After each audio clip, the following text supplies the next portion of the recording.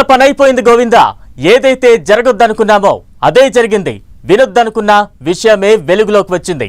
దేవదేవుని సన్నిధిలో లడ్డూ తయారీకి వాడింది కల్తీ నెయ్యేనని కన్ఫర్మ్ అయిందట.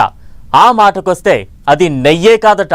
శ్రీవారి లడ్డూ ఇష్యూపై దర్యాప్తు చేస్తున్న సిట్ టీమే ఈ విషయాన్ని స్పష్టం చేసింది. హైకోర్టుకు సిట్ ఇచ్చిన రిపోర్ట్ పెద్ద సెన్సేషన్ అవుతోంది. డైరీల ఉత్పత్తి సామర్థ్యం తెలుసుకోకుండా నెయ్యి ఆర్డర్స్ ఇచ్చిందెవరు? డైరీలు మోసం చేశాయా? ఎవరైనా కాసుల కోసం కకృతి పడ్డారా?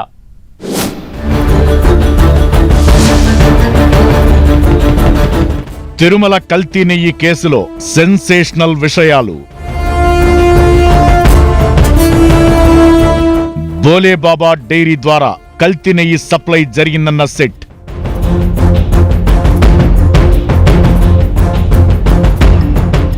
ఎయిర్ డైరీ, వైష్ణవి డైరీలను ముందు పెట్టి నకిలీ దందా.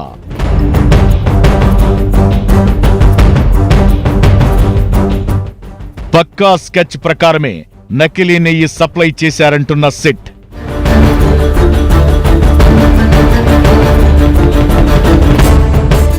కల్తీ నెయ్యి ఎపిసోడ్లో సస్పెన్స్ వీడుతోంది. స్పెషల్ సెట్ దర్యాప్తు క్లైమాక్స్ కు చేరుకుంటోంది.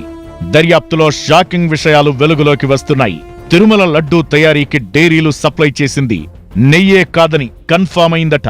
శ్రీవారి లడ్డూ వివాదంలో కళ్ళు బైర్లు కమ్మే విషయాలు కోర్టుకు చెప్పింది సెట్. దీంతో ఇప్పటి వరకు ఆరోపణలు, విమర్శలు, అనుమానాలతో కొనసాగిన వ్యవహారంలో అసలు కథ బయటకొస్తోంది. స్పెషల్ సెట్ హైకోర్టుకు సబ్మిట్ చేసిన రిపోర్ట్లో షాకింగ్ విషయాలను తెలిపింది. తిరుమల లడ్డూ తయారీ కోసం డైరీలు సప్లై చేసింది నెయ్యి కాదట. ఆ మాటకొస్తే అసలది కల్తీ నెయ్యే కాదంటోంది సెట్. పక్కా ప్రణాళిక ప్రకారం నకిలీ నెయ్యిని సరఫరా చేశారని గుర్తించారట. వివిధ రసాయనాలతో నెయ్యి లాంటి పదార్థాన్ని తయారు చేసి టీటీడీకి సప్లై చేశారట. పామాయిల్, కొన్ని రసాయనాలు, ముడి పదార్థాలు వాడి నెయ్యి తయారు చేసిందట భోలేబాబా డైరీ. ఈ విషయాన్ని హైకోర్టుకిచ్చిన నివేదికలో స్పష్టం చేసింది స్పెషల్ సెట్.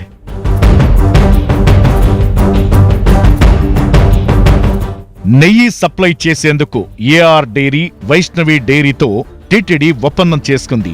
కానీ ఆ రెండు డైరీల వెనక ఉండి కథ నడిపించింది మాత్రం భోలేబాబా డైరీ అని సెట్ హైకోర్టుకు చెప్పింది. భోలేబాబా డైరీకి పాలు, నెయ్యి ఉత్పత్తి చేసే వ్యవస్థ లేదని సెట్ తేల్చిందట.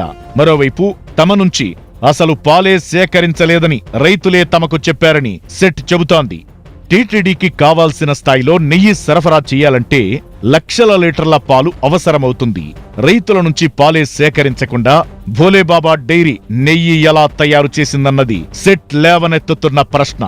భోలేబాబా డైరీ పామాయిల్, రసాయనాలు, ముడి పదార్థాలతో నకిలీ నెయ్యి తయారు చేసి ఏఆర్ డైరీ, వైష్ణవి డైరీకి పంపిందని, ఈ రెండు సంస్థలు ఈ నకిలీ నెయ్యిని టీటీడీకి సరఫరా చేసినట్లు తమ విచారణలో తేలిందంటోంది సెట్.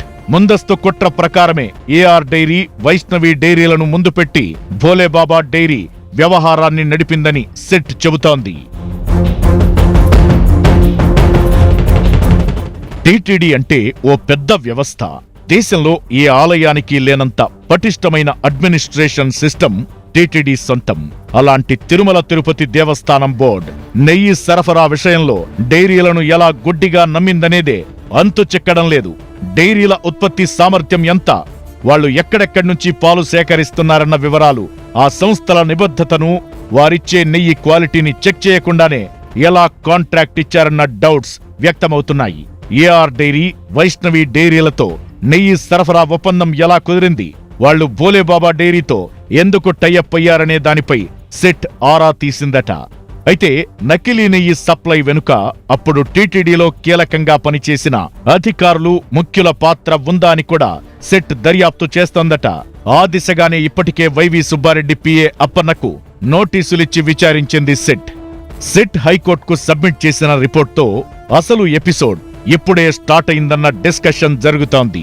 కల్తీ నెయ్యి వ్యవహారంలో అసలు మ్యాటర్ ఏంటో క్లియర్ కట్ గా కోర్టుకు చెప్పేసింది సెట్. డైరీ యజమానులు, నెయ్యి సప్లైదారులు, అసలు సూత్రధారుల పాత్రపై రాబోయే రోజుల్లో మరిన్ని విషయాలు వెలుగులోకొచ్చే అవకాశముంది. నిందితులకు బెయిల్ ఇవ్వొద్దనే వాదనలు వినిపించే క్రమంలో ఈ కీలక విషయాలను కోర్టుకు వివరించారు సెట్ తరపు న్యాయవాది. త్వరలోనే టీటీడీ మాజీ చైర్మన్ వైవి సుబ్బారెడ్డి, మాజీ టీటీడీ ఈవో ధర్మారెడ్డిని సెట్ నోటీసులిచ్చి విచారించే అవకాశముందనే టాక్ వినిపిస్తోంది. డైరీలకు నెయ్యి సరఫరా కాంట్రాక్ట్ ఎలా దక్కింది? ఏఆర్, వైష్ణవి డైరీలకు ఎవరైనా పట్టుబట్టి కాంట్రాక్ట్ ఇప్పించారా అన్న అంశంపై కూపీలాగుతున్నారట. ఇప్పటికే ఎన్నో అరెస్టులు, మరెన్నో రాజకీయ విమర్శలతో హాట్ టాపిక్ గా మారిన కల్తీ నెయ్యి వ్యవహారం రాబోయే రోజుల్లో ఇంకా ఎటువైపు టర్న్ తీసుకుంటుందో చూడాలి మరి.